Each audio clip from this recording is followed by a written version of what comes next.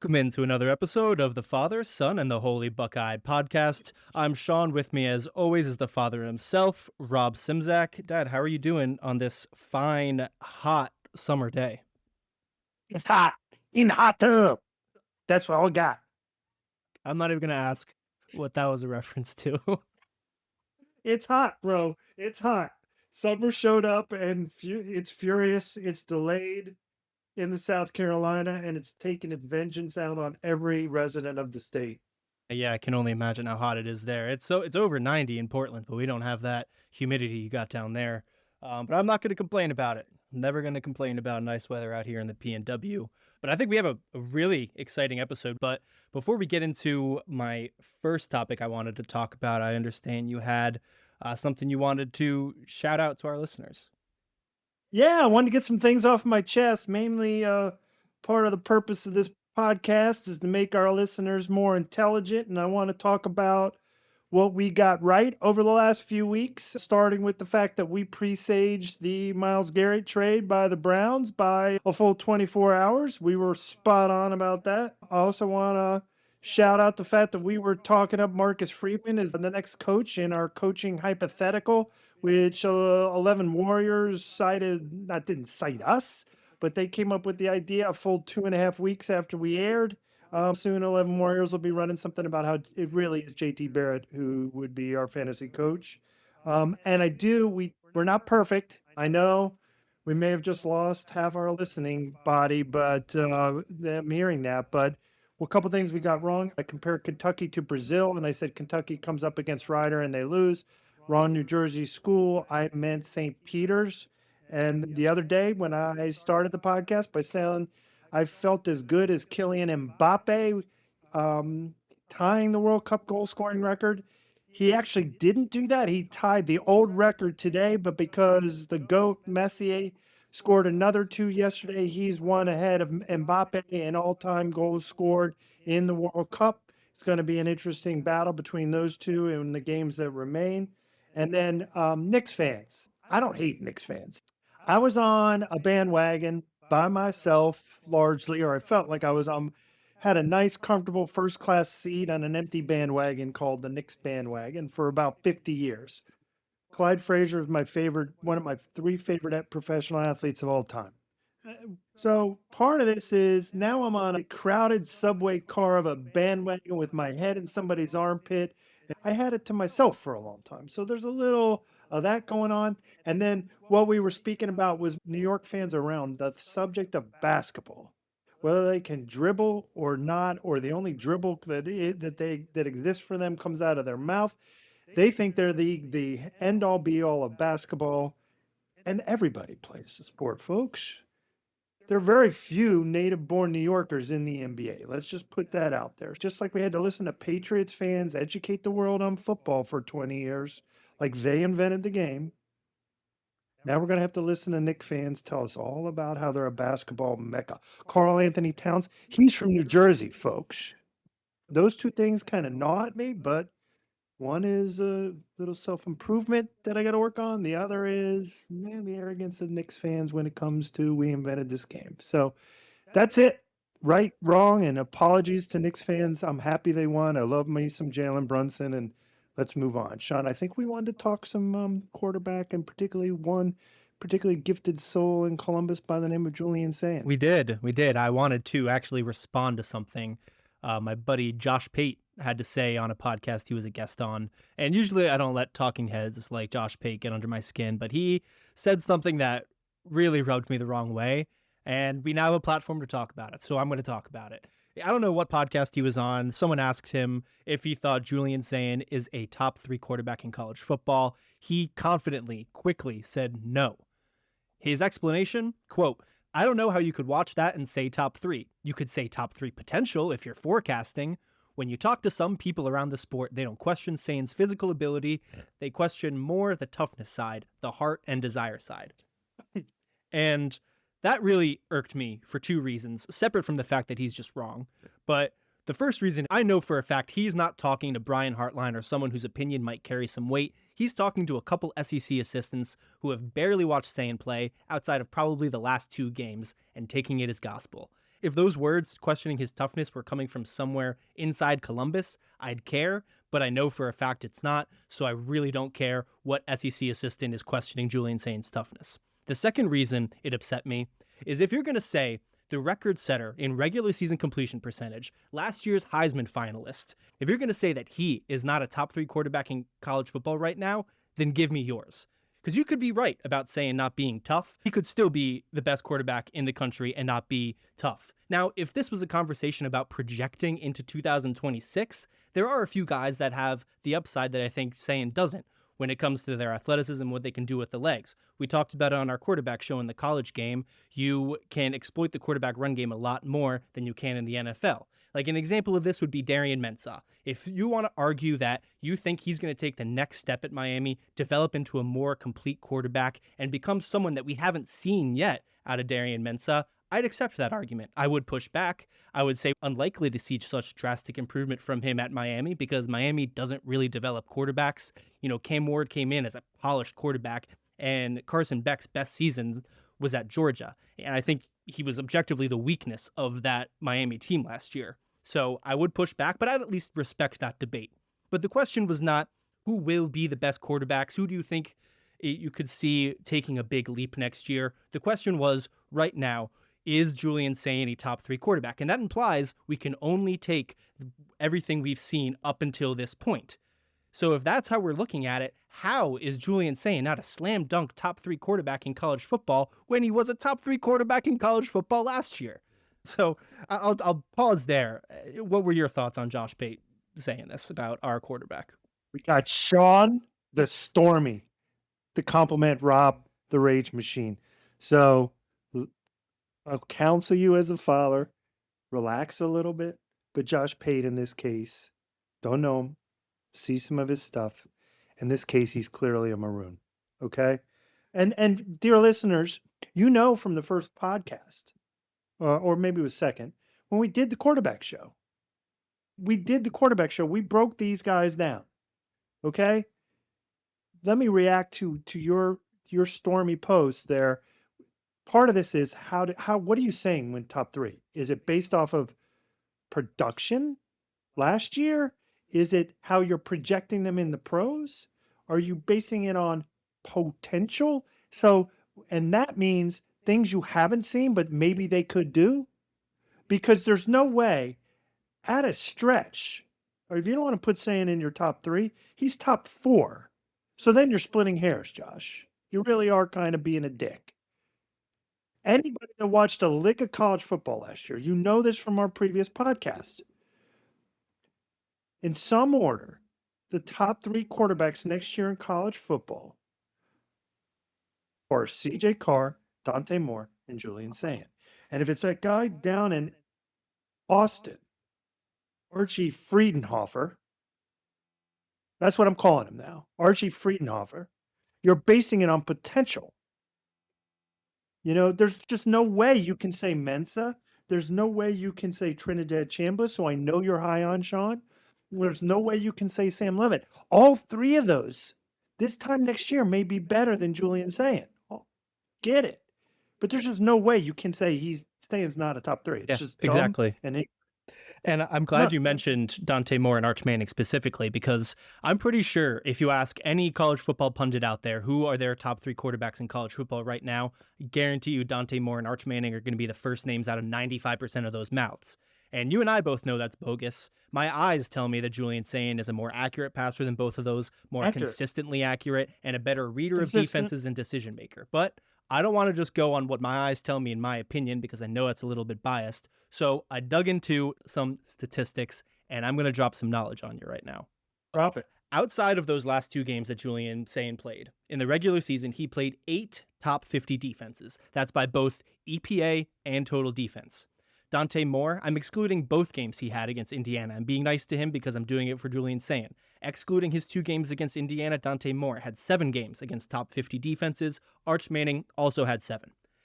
In these games against top 50 defenses in college football, Julian Sayin, 78% completion percentage, 241 yards per game, 9.1 yards per attempt, 21 touchdowns, 4 interceptions. Pretty damn good numbers. Dante Moore, 72% completion percentage, significantly lower. 216 yards per game, significantly lower. 7.7 yards per attempt, significantly lower. 13 touchdowns, 3 interceptions, a much worse touchdown to interception ratio. He does have... So what did Friedenhofer do in Austin? There we go. 62% completion percentage, way below both of them. 212 yards per game, 7.2 yards per attempt, 9 touchdowns, 3 interceptions. Where Arch Manning does kind of get a leg up is in the rushing game. He had 147 rush yards and 3 touchdowns, but I don't think that makes up for the difference we're seeing in those. And those are real statistics, people, against those the are best real numbers. college I football get it, defense. because I looked up their just season statistics. You know, Dante's at 72% completion rate. Sayin was at 77%. Arch Friedenhofer was 61%. And what people are betting on with Arch Friedenhofer is his real last name, not what you've seen on tape, because he hasn't delivered the goods. He may be QB1, but he's a 61% passer. Yeah. Those are 1990 numbers, people. Exactly. That is probably 3 to 5 completions per game difference between Arch Friedenhofer and Julian Sayin and Dante Moore. That's a lot. Yeah. That wins you games. Now, Julian Sayin's last two games were not his 2 best games of the year, but they were Ohio State's. Also, they're probably 2 worst games of the year. That's what, as a team. That Miami game, like the Indiana game, Julian Sayin objectively played terribly. And if that was the last game we had seen out of him, I would give a little bit of weight to this toughness thing. But what he showed me after we fell down 14-0 to Miami, like, get that toughness thing out of there, because he's the only reason we didn't get shut out. I love JT Barrett to death. You put JT Barrett behind that offensive line in those situations, we're getting shut out that game. I'm sorry. And people forget we had the ball in the 4th quarter with a chance to go and take the lead. We were approaching midfield. We had a 1st and 10 that got wiped out by a BS holding call. And that made it, instead of 1st and 10 at the 50, we're now sitting 2nd and 20. We couldn't convert because Julian Sayin had less than a second to throw the ball. We punted it and we never got the ball back. And if they don't throw that holding call, with every fiber of my being, I know Julian Sayin is bringing us down and scoring a touchdown. But I want to go back to the original question, which is, who is the top 3? You already said CJ Carr. I'm right there with you. I think he's the only quarterback in college football I would take over Julian Sayin right now. I'd have Sayin second, and I have Dante Moore and Trinidad Chambliss jockeying for 3rd or 4th. Dante Moore, we already established, look at the numbers. Julian Sayin is better. And Chambliss, I love him. If we see the magic he played with over his last 4 games or so, I could see the argument for him over Sayin. But again, there is some level of projection there. His sample size is so small, I don't know how you can look at what he did last year and Sayin did and say that Chambliss is objectively a better quarterback. And I'm going to end my thoughts on this. The toughness. Josh, you're a podcaster. I get it. I actually like what he does. But don't represent the fact that you're like a journalist and you have these deep inside sources that are giving you bold intel. Because the take on toughness, we get that every weekend out of Desmond Howard. The stupid dribble, grade school, team that scores the most will win the game type of analysis. That's what that is. Toughness. But you know what? From his perspective, I guarantee you, Josh Pate watched 4 Ohio State games last year. It was the Texas game when Julian Sayin had his training wheels on, the Michigan game where defense in the run game really stole the show, Indiana, which was a bad game, and Miami, which we've already talked about. And if those are the only 4 games you watched, I can see how you might say, I don't know how you could watch that and say he's top 3. Because that's exactly what he did. He didn't watch games 2 through 12 or 2 through 11. Yeah, but the internet still works, and statistics are still out there. And 77% is 77%. Accuracy translates. So anyway, let's not beat this to death anymore. Just know, if you are a college football pundit out there and you spew some BS about our quarterback, we will come for you. They're coming for you. I got spider monkey. But, while we're on the topic of Ohio State, I think it's only appropriate we jump up north to check in on that team's basketball program, where Dusty May left to be the new Mavs head coach overnight. Dusty May is the 10th head coach to go from college to NBA in the past 30 seasons. Only 2 of them have had winning records as an NBA coach. Those are Billy Donovan and Brad Stevens, 2 of the best basketball minds we've seen this generation. The last one to make the jump was John Beilein, who didn't even make it one season as Cavs head coach. He won 14 games before getting fired. But my main point here, and I think this is the only thing that we and Michigan fans will agree on, is how in the hell does their AD Warde Manuel still have a job? Because not only is this the second championship winning head coach that Warde Manuel has lost in 3 seasons with Dusty May and Jim Harbaugh, he's also lost a baseball coach and a hockey coach. Each of those guys made their Final Four in their respective tournaments and then immediately left the following season. And you look at Michigan's hiring across football and basketball after their longtime owners of those programs, and John Beilein and Lloyd Carr, left. Basketball, it was Juwan Howard, who had one good season, saw the program crumble to the ground, not to mention he hit another coach on the floor. He finished with a 500 Big Ten record. Then he had Dusty May, who, had 2 good seasons, but he bought all of his players and left. And now they're hiring Mike Boynton as the interim. TBD to see if he will be the full-time head coach after this season or if he'll even make it to the season. But if that's their answer, I'd be worried. He spent 7 seasons as Oklahoma State's head coach, went 119 and 109 with 1 tournament appearance and 0 wins. And then you look at their football hire since Lloyd Carr, Rich Rod, 3-9 his first season, 15 and 21 overall. An illogical hire because he needed to overhaul the entire roster to fit his spread scheme, which, without the portal, was a multi-year process. Then Brady Hoke, who had 1 good season with Rich Rod's roster, and then he broke down that roster again. Then they bring in Jim Harbaugh, cheater, left after the title.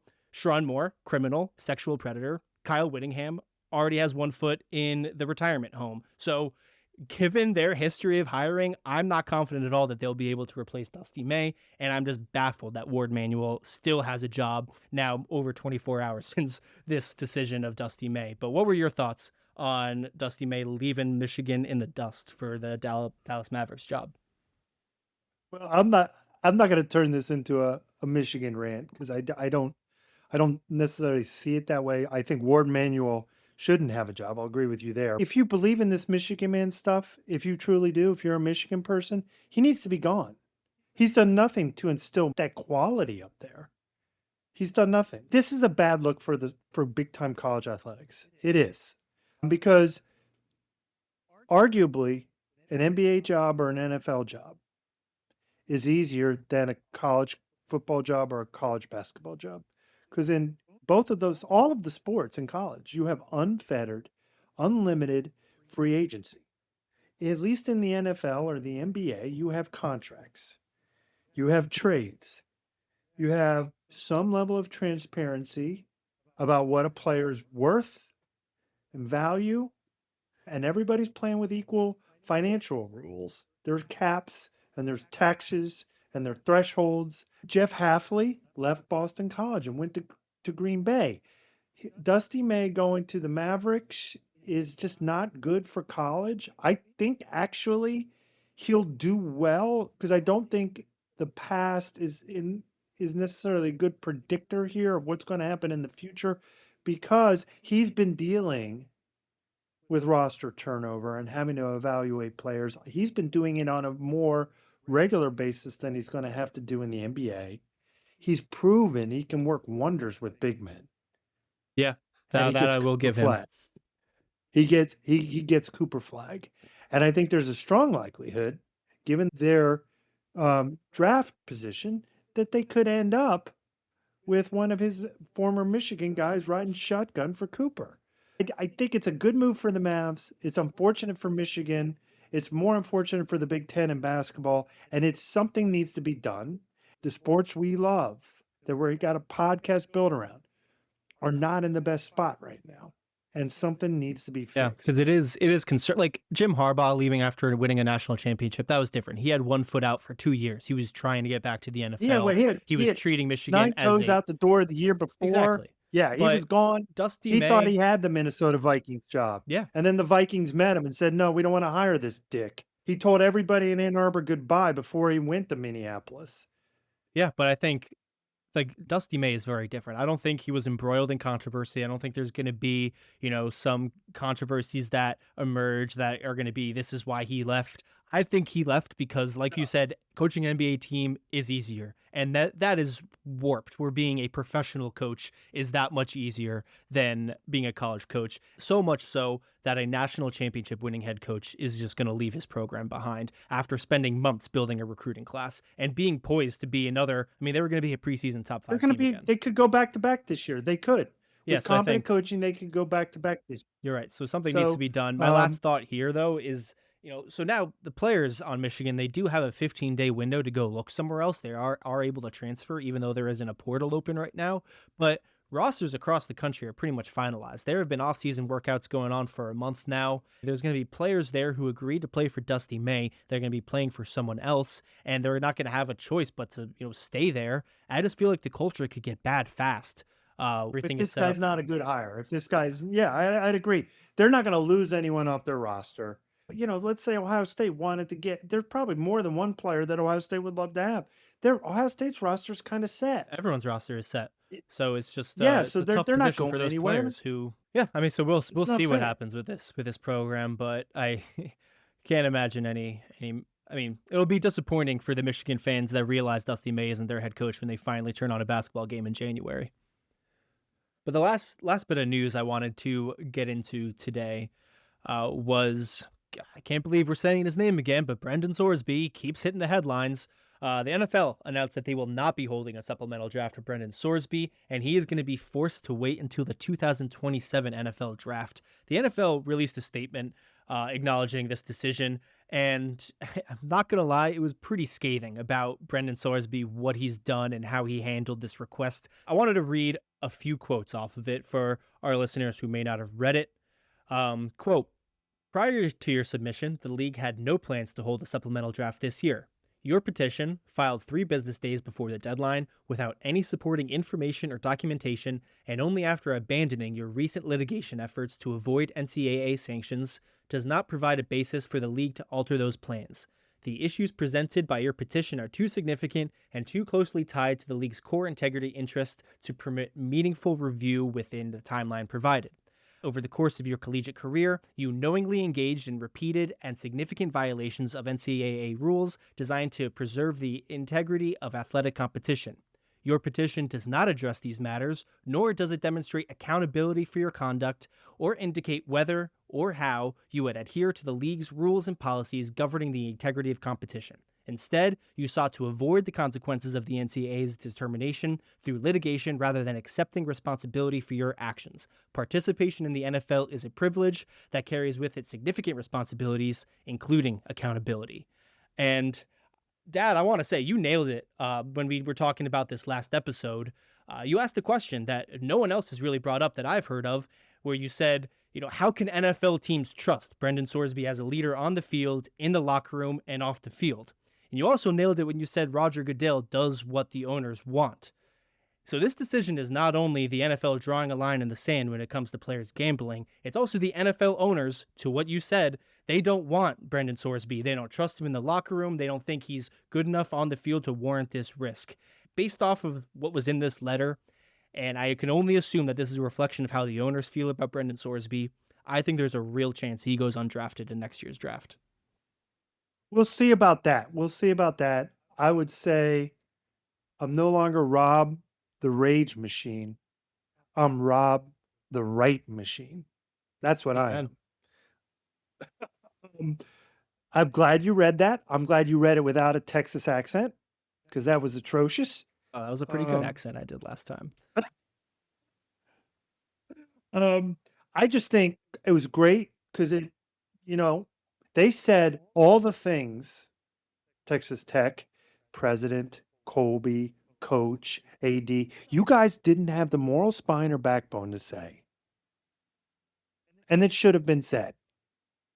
This kid needs to learn and grow up and admit accountability. There's no way he can lead a locker room if he doesn't do that. He's a Karen. And he wants in on the NFL. And the NFL is saying, well, we don't have to let you in. And you didn't really give us a reason why. And I'm going to end on one stupid thing I read today. And this I do trust. The journalist was quoting an NFL GM. And the NFL GM said, well, he's got talent. And so I'd want to investigate, talk to the non-coaches, the players we have on our roster that were with him at Cincinnati or in Indiana, and get a feel for what his gambling, whether it was just a kid sitting on his couch on his phone, which is correctable. And I'm coming back to that, folks. I'm coming back to what he just said. Or was it something greater, some kind of organized, Yeah, like a scheme. like a scheme? But to me, like that's so downplayed. Like, dude, you don't understand the problem of addiction. If you just think it's a kid sitting on his phone doing fuck all on an afternoon, Betting $90,000 on his betting couch. $90,000 multiple hundreds of times, betting balls and strikes such that his phone practically melted to his hands at a Cincinnati Reds game, and he's just a kid betting on his phone, your locker room must be just a friggin' disaster area if that's the way you think about culture. It's just the dumbest thing I read today was that quote from an NFL GM, unnamed. It's just stupid. I think a lot of NFL teams that value culture, they're going to really dig in on them because no pro league lets talent go on unmeasured and unevaluated. They're going to look at them. It really just screams So- he had to have been a kid who just always got his way all growing up and think he could just sidestep all of the responsibility and accountability. And he's finally, the NFL, thank you, is finally giving him probably Thank you, the NFL, first for no. being the adults. My The favorite adults in the room that we said were missing last week when we talked about this. Yeah. The NFL showed up and they're the adults. My favorite part about all of this is Texas Tech has already announced Sorsby will not be part of the team in 2026 in any capacity. And this just goes to show this whole, we are only looking out for Brendan Sorsby, we are only doing what's best for him, that whole excuse, we knew it was BS, and this just proves it, because they could easily welcome him back, be like, hey, re-enroll as a student, you can practice, you can travel, you can use our facilities and resources, we can help you train to get ready for the next draft. You won't play, but we'll support you. But nope, they are washing their hands of him. So any sliver of moral high ground Texas Tech still had left just went out the door with washing their hands of Brendan Sorsby.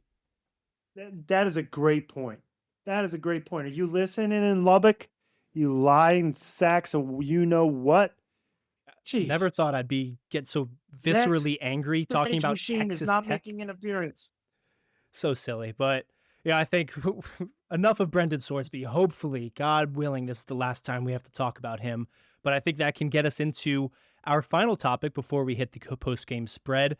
I wanted to take a trip down memory lane and discuss our top 5 favorite Ohio State players of all time. And I'm really interested with this because obviously mine are only from the past 20 years or so. You have a few years of viewing history over me, so I'm really interested to see how far back in the history books you go to pull your players. But think if we just alternate one after each other, sound good?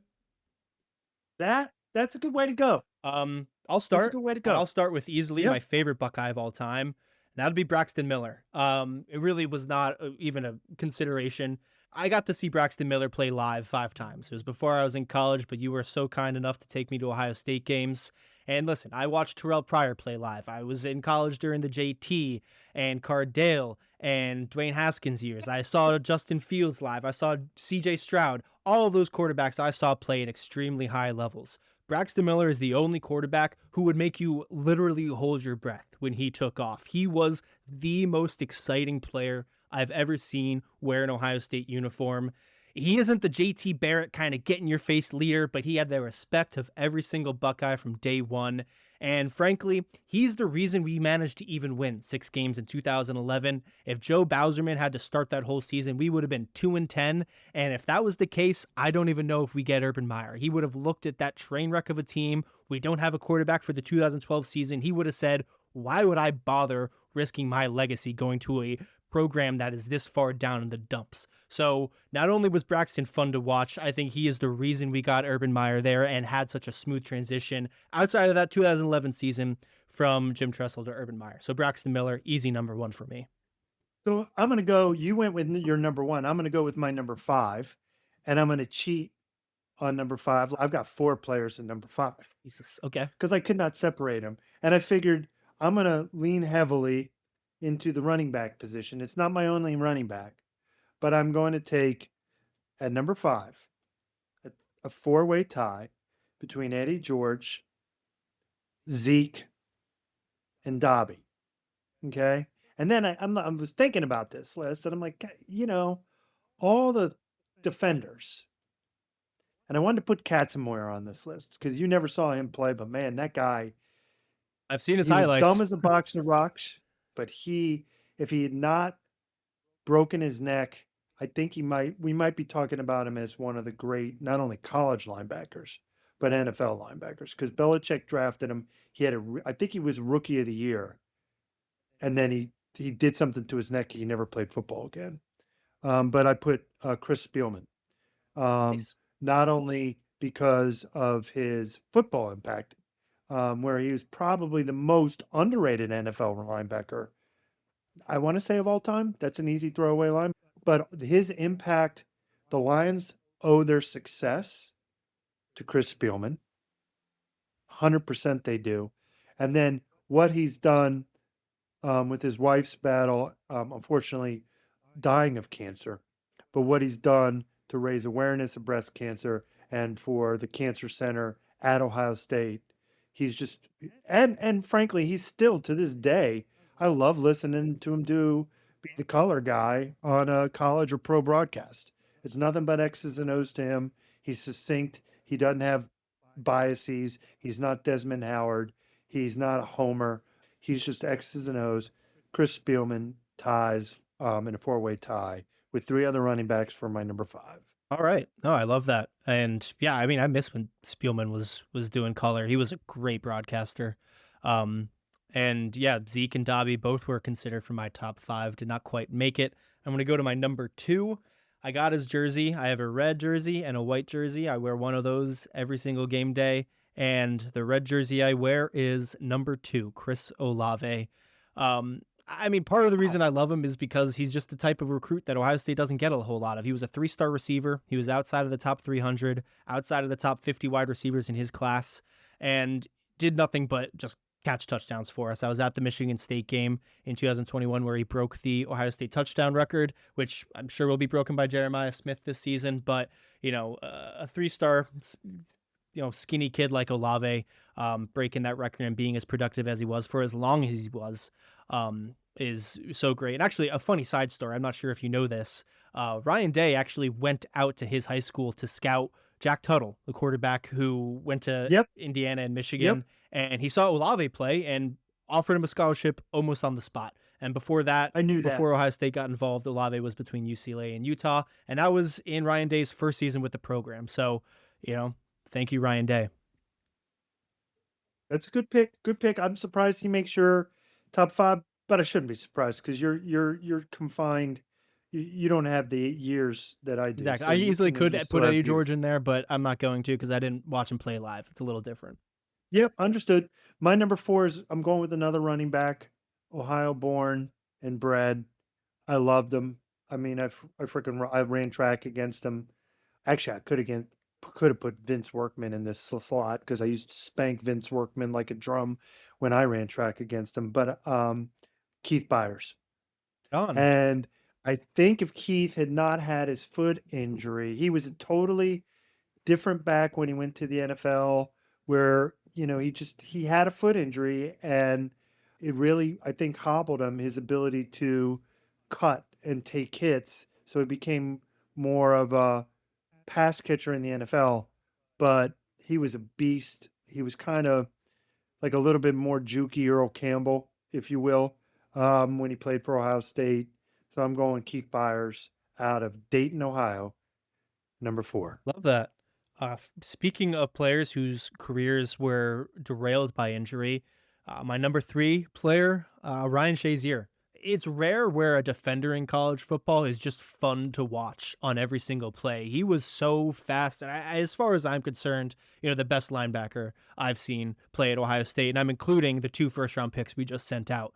And I remember in 2012, Manti Te'o had that great season for Notre Dame, went undefeated, and I was pissed because Manti Te'o went to the Heisman ceremony, and Ryan Shazier had almost virtual statistics outside of interceptions. And then he came back in 2013 and had a better season than Te'o had, never got any sort of Heisman hype. So real quick, I just want to compare Manti Te'o's 2012 season to Shazier's 2013 season for you. Manti Te'o went to the Heisman in 2012 with 113 tackles, 55 solo, 5.5 TFLs, 1.5 sacks, 7 interceptions. I'll give it to him. Very impressive for a linebacker, and that's really why his season was so special. And he had 0 pass breakups, fumbles forced, or fumbles recovered. Shazier in 2013, 144 tackles, 102 solo tackles, number 1 in the country by over 10. He had 23.5 TFLs. He had 7 sacks, 4 pass breakups, and 4 fumbles fumbles forced. Like, that's just ludicrous. It's preposterous. That's absurd. So good, and he was on pace to be probably not a Hall of Famer, but he was a great NFL linebacker before. He would have been a Hall of Famer, no doubt. No, he would be in Canton if he didn't. If he didn't get hurt, tackled someone with his head down. Unfortunately, but good for him. He's in Canton. He's walking. He's still able to move today. So yeah, I'm happy for him. Steeler fans love him, man. Yeah. Steeler fans, he's still legend in Pittsburgh. And the one thing I'll add is you were there. You know, it gets overlooked because of Braxton's pass to Devin Smith, but that Wisconsin game, that was Ryan Shazier's coming out party. Yeah. He was a bad man. I remember we were both yelling it, and I know he could hear us just before he blocked that punt. You're a bad man, Shazier. You're a bad man. And he blocks the punt. He had a great game that game. The announcers didn't even know who he was. He balled out, and from there I remember the announcers his freshman year always called him Shazer. And I thought you were going to talk about, we were at the Cal game in 2012, and Shazier had a hit on the quarterback in that game where he just folded him like a chair. It was just, still one of the craziest hits I've seen live. But I could sit here and talk about Ryan Shazier all day. I love him so much. Who's your number 3? My number 3, this is hard to put him in the number 3 spot, and a lot of people are going to dump on me for doing so, because typically you start the monument with him and you end it with him, but it's Archie.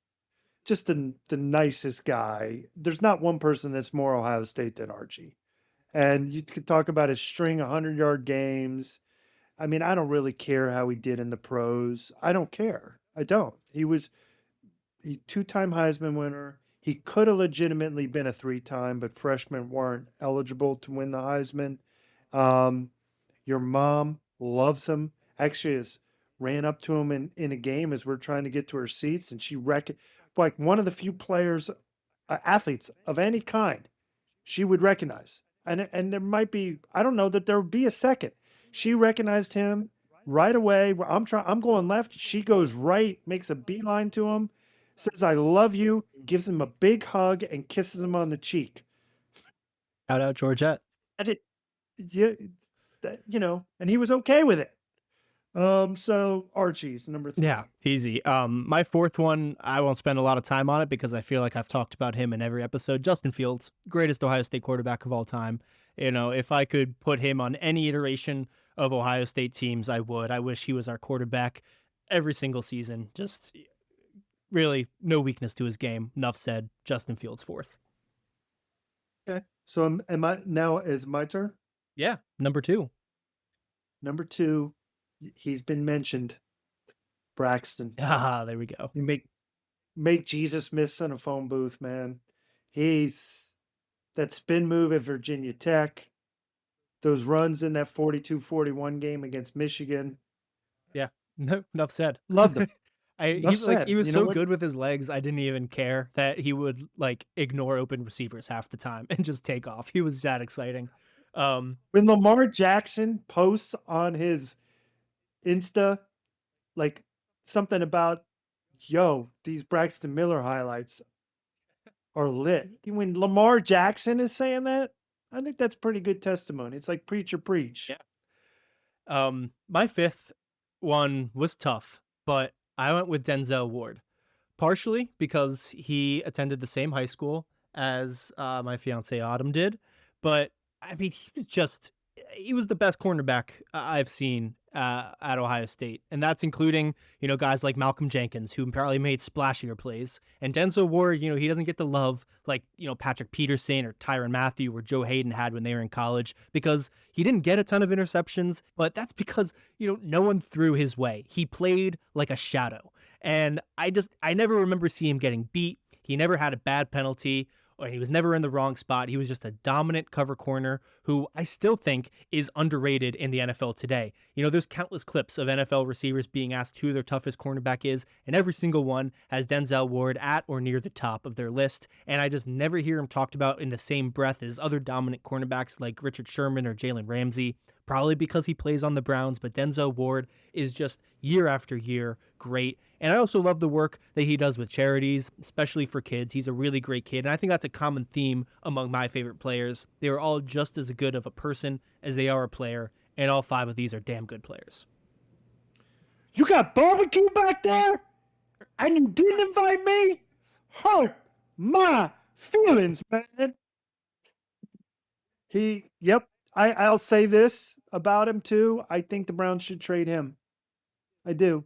Let him finish up in like LA or the 49ers or Green Bay, somewhere where he has a chance at a ring while he's still good. Yeah. Unlike Myles Garrett, though, I think Denzel really loves Cleveland, and he doesn't care how many games he wins. He wants to stay there and be a Brown. I think for so. life. I think you're right.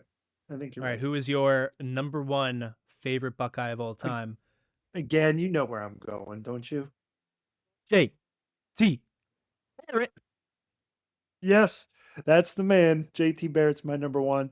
Mostly because he's just a good dude, man. I'm hoping if he's proven his mettle in the NFL that he'll consider a return to Columbus. But we talked about it before, that game where he led the comeback against Penn State. Still probably my favorite Ohio State game of all time. Just a fun game.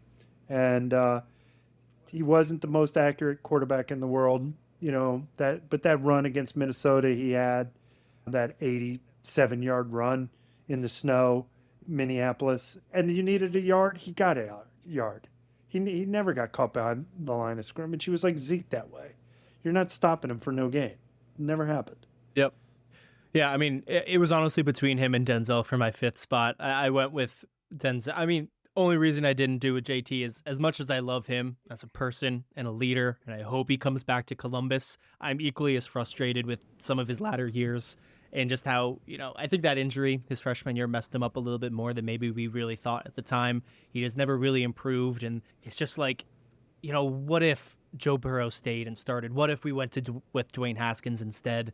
But I don't want to discredit JT at all for what he was able to do for Ohio State. But I think that'll do it for our main topics today. Time for the post-game spread, where you and I share something where, eating, drinking, watching, reading, just something we are enjoying our lives that we want to share with each other and our listeners. Dad, what have you been enjoying this week? Oh, come on. I think everybody who thinks about this a little bit should know the microphone isn't good enough to pick up what's going on downstairs, but it's the World Cup, man. I know it's a different type of football, but if you're not, America, if you're not watching this, you need to listen on how to live.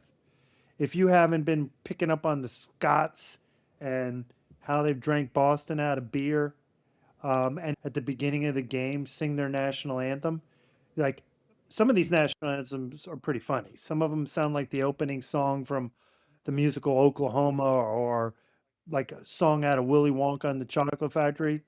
The Scots, it's like they're singing a ballad from Metallica. They're belting it out.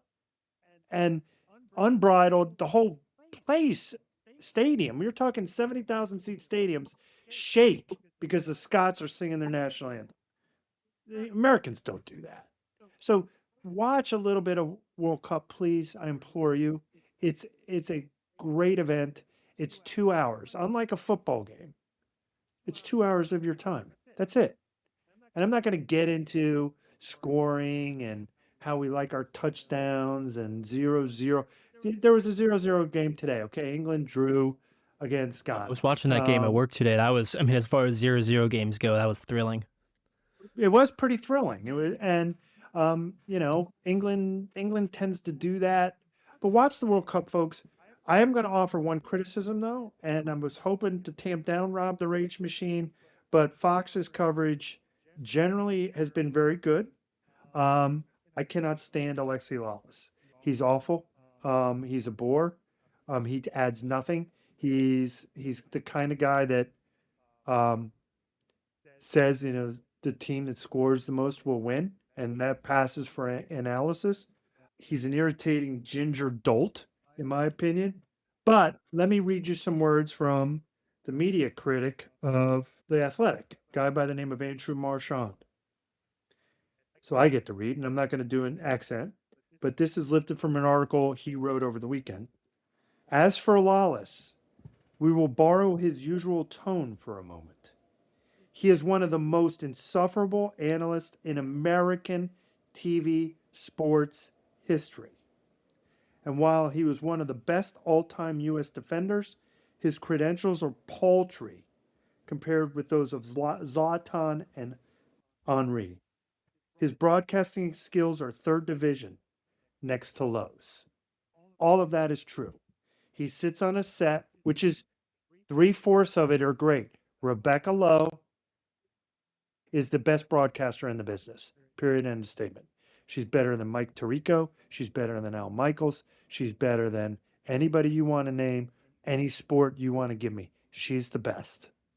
And if you don't believe me, watch the Premier League on Saturday or Sundays. She is the best. She sits next to Thierry Henry, one of the best strikers of all time. He breaks down the game. He's very, very calm, impassioned, no extra words, no extra fluff. He's not trying to get clicks. He's spot on all the time. And Zlatan is sort of he's an act, and he's finding his feet now. But you have three Galacticos, as they like to call them. Two of them are players, and one of them is a broadcaster. And then you have a steep drop off to Alexi Lawless. But that shouldn't detract from the game. So watch the World Cup.